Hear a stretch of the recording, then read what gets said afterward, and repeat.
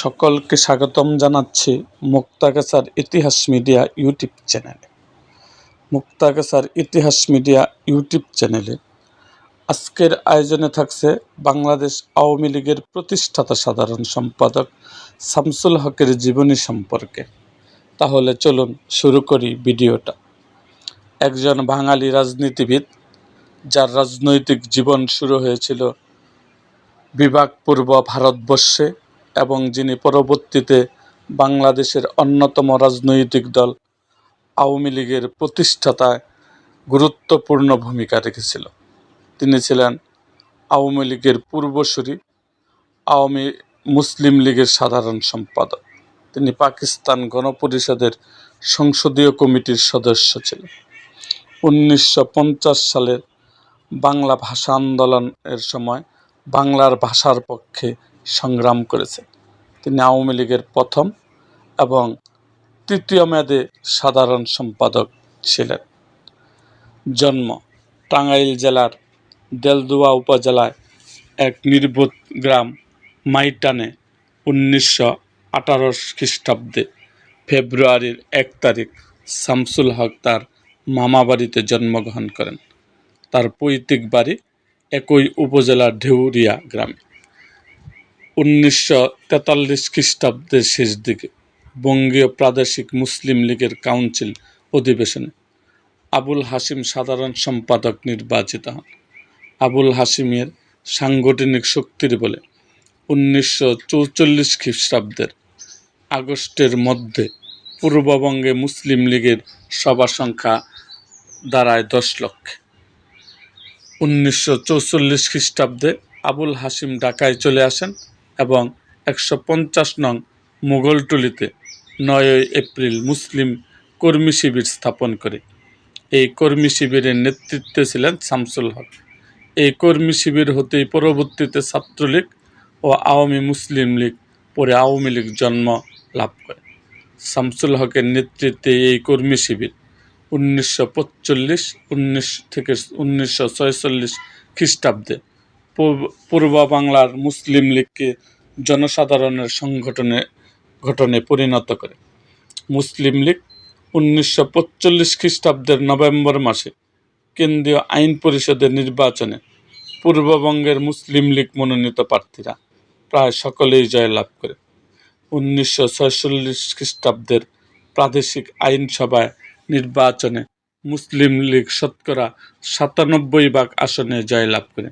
তখন একমাত্র বাংলা ছাড়া ভারতের আর কোথাও কোনো প্রদেশে মুসলিম লীগের একক সরকার ছিল না। বাংলার মুসলিম লীগের মন্ত্রিসভা না থাকলে জিন্নাহ মুসলিম লীগকে ভারতের মুসলমানদের প্রতিনিধিত্বকারী দল হিসাবে প্রতিষ্ঠিত করতে পারতেন না এবং কংগ্রেস ভারত বিভাগ মেনে নিতে পারত না। এদিক দিয়ে বিবেচনা পাকিস্তান সৃষ্টিতে শামসুল হকের গুরুত্বপূর্ণ অবদান অনস্বীকার্য। এছাড়া ভারত বিভাগের সময় সিলেট গণভোটে জামায়াত উলামায়ে হিন্দের প্রবল বিরোধিতার মুখে ওই কর্মী শিবিরের সদস্যদের অক্লান্ত পরিশ্রমে সিলেট পাকিস্তানভুক্ত হতে পেরেছিল। নতুন রাষ্ট্র পাকিস্তানের পূর্ব বাংলার প্রধানমন্ত্রী হন খাজা নাজিমুদ্দিন, আর প্রাদেশিক মুসলিম লীগের সাংগঠনিক কমিটির 2 প্রধান সদস্য হলেন নুরুল আমিন ও ইউসুফ আলী চৌধুরী ওরফে মোহন মিয়া। তারা মুসলিম লীগকে তাদের পকেট প্রতিষ্ঠায় পরিণত করেন।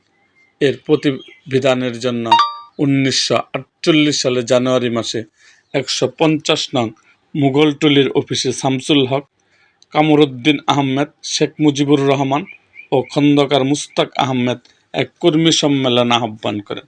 পরে আতাউর রহমান খান, শামসুল হক, শেখ মুজিবুর রহমান, মিসেস আনোয়ারা খাতুন, খন্দকার মুস্তাক আহমেদ এর সমবায়ে গঠিত এক প্রতিনিধি দল মাওলানা আকবর খানের দেখা করেন মুসলিম লীগের সব হবার রসিদ বই পাবার জন্য, কিন্তু কোনো লাভ হয় না।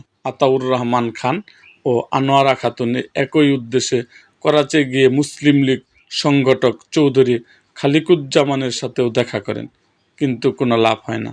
ফলে কর্মীরা নতুন সংগঠনের প্রয়োজনীয়তা ও তীব্রভাবে অনুভব করেন।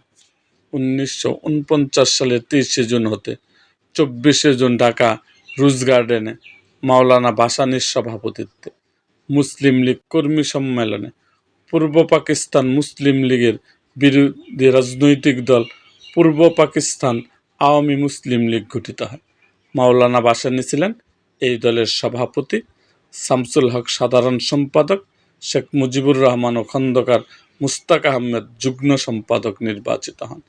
পরবর্তীতে আওয়ামী লীগ নামটি থেকে মুসলিম শব্দটি বাদ দেওয়া হয় এবং বাংলাদেশ আওয়ামী লীগ আত্মপ্রকাশ করে।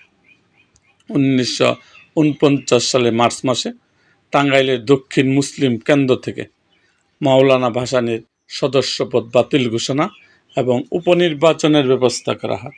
ওই উপনির্বাচনে মুসলিম লীগ প্রার্থী ছিলেন করটিয়ার জমিদার খুররুম খান পন্নী। শামসুল হক তার বিরুদ্ধে প্রতিদ্বন্দ্বিতা করেন এবং বিপুল ভোটাধিক্যে জয়লাভ করেন। এই নির্বাচনে শামসুল হকের পক্ষে নির্বাচনী অভিযান পরিচালনা ছিলেন কামরুদ্দিন আহমেদ, শৌকত আলী, আজিজ আহমেদ, শামসুদ্দোহা, মোহাম্মদ আলমাস, মোহাম্মদ আওয়াল, হযরত আলী প্রমুখ। এদের অধিকাংশ ছিলেন ঢাকা বিশ্ববিদ্যালয়ের ছাত্রনেতা। এই নির্বাচনেই পূর্ব পাকিস্তানের জনগণ প্রথম মুসলিম লীগের বিরুদ্ধে ভোট দেন। এরপরে 1954 সালের আগে নুরুল আমিন সরকার আর কোনো নির্বাচন বা উপনির্বাচন দেননি। 1948 সালের 11 মার্চ ছাত্ররা সারা প্রদেশের রাষ্ট্রভাষা বাংলার দাবিতে ধর্মঘটের ডাক দেন। সেদিন সচিবালয়, নীলক্ষেত ও হাইকোর্টের সামনে ছাত্র পুলিশ সংঘর্ষ ঘটে। বহু ছাত্র আহত হয় এবং গ্রেপ্তার হয়। যেসব নেতৃত্বস্থানীয় ব্যক্তি সেদিন গ্রেপ্তার হন তাদের মাঝে ছিলেন শামসুল হক, শেখ মুজিবুর রহমান, অলি আহাদ প্রমুখ। এই দিনের সংঘর্ষের প্রেক্ষাপটে প্রধানমন্ত্রী খাজা নাজিমুদ্দিন ছাত্রদের সাথে চুক্তি করেন। চুক্তিপত্রটি স্বাক্ষরিত হবার আগে সংগ্রাম পরিষদের সদস্যরা ঢাকা সেন্ট্রাল জেলে শামসুল হক সহ বন্দী ছাত্রনেতাদের চুক্তিপত্রটি দেখিয়ে তাদের সম্মতি নিয়ে আসেন। 1952 সালে 20 ফেব্রুয়ারি ঢাকার নবাবপুর আবুল হাশিমের সভাপতিত্বে অনুষ্ঠিত সর্বদলীয় কর্মপরিষদের বৈঠকে 21 ফেব্রুয়ারি 144 ধারা ভঙ্গের ব্যাপারে নেতিবাচক সিদ্ধান্ত গৃহীত হয়। রাজনৈতিক নেতৃবৃন্দ 144 ধারা ভঙ্গের পক্ষে ছিলেন না। 21 ফেব্রুয়ারি সকালে ঢাকা বিশ্ববিদ্যালয়ের ঐতিহাসিক আমতলায় ছাত্রদের সভার শুরুতে শামসুল হক সেখানে উপস্থিত হন। তিনি ছাত্রদের বোঝানোর চেষ্টা করেন ওই মুহূর্তে প্রত্যক্ষ সংঘর্ষে যাবার পরিণতি যা ভবিষ্যতে আন্দোলন ও অন্যান্য কাজের জন্য সুফল বয়ে আনতে পারে না। তাকে সমর্থন দেন খালেক নেওয়াজ খান, কাজী গুলাম মাহবুব ও সলিমুল্লাহ হলের কয়েকজন নেতৃত্বস্থানীয় ছাত্র। কিন্তু ছাত্ররা শামসুল হকের কথা শুনেননি। এরপর গাজীউল হকের সভাপতিত্বে শুরু হয় আমতলায় সভা। শামসুল হক তখনও চেষ্টা করেন, কিন্তু ছাত্ররা সবাই 144 ধারা ভঙ্গের পক্ষে থাকায় শামসুল হকের কথা সেদিন কেউ শুনেনি। 21 ফেব্রুয়ারির পর সরকার মাওলানা আব্দুর রশিদ তর্কবাগীশ, খয়রাত হোসেন, আবুল হাশিম, মনোরঞ্জন ধর, শামসুল হক সহ কয়েকজনকে জননিরাপত্তা আইনে গ্রেপ্তার করেন। 1952 সালের ভাষা আন্দোলনের অংশগ্রহণের অভিযোগে শামসুল হক গ্রেপ্তার হন এবং কারাবরণ করেন। 1953 সালে অত্যন্ত অসুস্থ শরীর ও মানসিক ভেদি নিয়ে কারামুক্তি লাভ করেন, আর সে সময়েই তাকে আওয়ামী লীগ থেকে বহিষ্কার করা হয়। তারপরের ইতিহাস খুবই করুণ ও বেদনাদায়ক। 1964 সাল পর্যন্ত মানসিক ভারসাম্যহীন শামসুল হককে পথে পথে ঘুরতে দেখেছেন অনেকেই। নতুন দল গঠনের জন্য পরিচিত অনেকের কাছে চাঁদাও চেয়েছেন। তারপর হঠাৎ তিনি নিখোঁজ হন। এই নেতার নিখোঁজ নিয়ে জাতীয় রাজনীতিতে রহস্যের সৃষ্টি হয়। মানসিক ভারসাম্য হারিয়ে প্রায় 10 বছর পথে পথে ঘুরে বেরিয়েছেন তিনি। 1965 সালে শামসুল হক নিখোঁজ হন। 1965 সালের মাঝামাঝি সময় জুকারচর গ্রামের মহিউদ্দিন আনসারী, তৎকালীন নামকরা কংগ্রেস নেতা, কলকাতা থেকে সিরাজগঞ্জ হয়ে বাড়ি ফেরার পথে কোনো এক স্থান থেকে শামসুল হককে বাড়িতে নিয়ে আসেন। তখন শামসুল হক শারীরিক ও মানসিকভাবে ভীষণ অসুস্থ ছিলেন। সে সময় গ্রামের হাতে গোনা কয়েকজন সচেতন ও শিক্ষিত লোক ছাড়া শামসুল হককে কেউ চিনতেন না। অসুস্থ শামসুল হক মহিউদ্দিন আনসারীর বাড়িতে 7 দিন থাকার পর তার হঠাৎ খুব জ্বর হয়। স্থানীয় হোমিও চিকিৎসক শুক্লাল দাস শামসুল হকের চিকিৎসা করেন। প্রচণ্ড জ্বরে শামসুল হক কোনো এক শনিবার, মাসের নাম জানা নেই, দুপুর 2টা থেকে 2:30টার মধ্যে মারা যান। সেদিন ছিল হাটের দিন। হাটে গুইজা খলিফার দোকান থেকে ডাক্তার আনসার আলী ও কংগ্রেস নেতা মহিউদ্দিন আনসারীর মেজো ছেলে রইজুদ্দিন আনসারী কাফনের কাপড় কিনে আনেন। মহিউদ্দিন আনসারীর বাড়ির সামনে ছোট্ট মাঠে, বর্তমানে পুকুর, জানাজা অনুষ্ঠিত হয়। এরপর শামসুল হককে কদিম হামজানি কবরস্থানে দাফন করা হয়।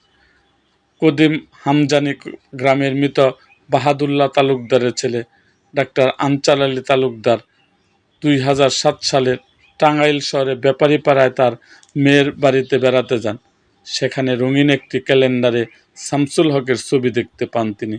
ক্যালেন্ডারে শামসুল হকের ছবির পাশে বাংলার হরফে লেখা রয়েছে আওয়ামী লীগের প্রতিষ্ঠাতা সাধারণ সম্পাদক ও ভাষা আন্দোলনের রূপকার। ক্যালেন্ডারের ছবিটি মনোযোগ দিয়ে দেখার পর ডক্টর আনসার আলী 42 বছর আগের কথা মনে পড়ে যায়। বিষয়টি নিয়ে এলাকায় প্রবীণ লোকদের সঙ্গে কথা বলেন তিনি। ডক্টর আনসার আলী তালুকদার নিজে তৎকালীন মুসলিম লীগের একজন সক্রিয় কর্মী ছিলেন। রাজনীতি করার সুবাদে তিনি আওয়ামী লীগের প্রতিষ্ঠাতার সাধারণ সম্পাদক শামসুল হককে ব্যক্তিগতভাবে চিনতেন ও জানতেন। বিভিন্ন সভা সমাবেশে শামসুল হকের ভাষণও শুনেছেন। এরপর ওই গ্রামের লোকজন সংবাদ মাধ্যমকে বিষয়টি জানান। এর মাধ্যমে প্রায় 42 বছর পর বাংলাদেশের সবথেকে পুরাতন রাজনৈতিক দলটির প্রথম সাধারণ সম্পাদকের খবর মানুষ জানতে পারে। ডক্টর আনসার আলী মহিউদ্দিন আনসারী ছিলেন নামকরা একজন কংগ্রেস নেতা। অপরদিকে শামসুল হক ছিলেন আওয়ামী লীগের প্রতিষ্ঠাতা সাধারণ সম্পাদক। সম্পূর্ণ বিপরীতমুখী রাজনীতি করলেও তাদের মধ্যে দীর্ঘদিনের বন্ধুত্ব ছিল। একজন কংগ্রেস নেতার বাড়িতে শামসুল হক মারা যাওয়া ঘটনাটি নিয়ে রাজনৈতিক কলহ ও দ্বন্দ্বের সৃষ্টি হতে পারে এমন আশঙ্কা করে শামসুল হকের মৃত্যুর ঘটনা গোপন রাখা। এরপর এক সময় বিষয়টি সবাই ভুলে যায়। বাংলাদেশের মানুষের স্মৃতি থেকে প্রায় হারিয়ে যাওয়া এই রাজনীতিবিদের কথা পাওয়া যায় আবু জাফর শামসুদ্দিনের আত্মশুদ্ধি সংগ্রাম ও ও জয় বইতে। আবু জাফর শামসুদ্দিন লিখেছেন, 1952 সালের ভাষা আন্দোলনে তাকে শামসুল হককে আটক করা হয়। তখন তিনি বিবাহিত, একটি কন্যা সন্তানের পিতা।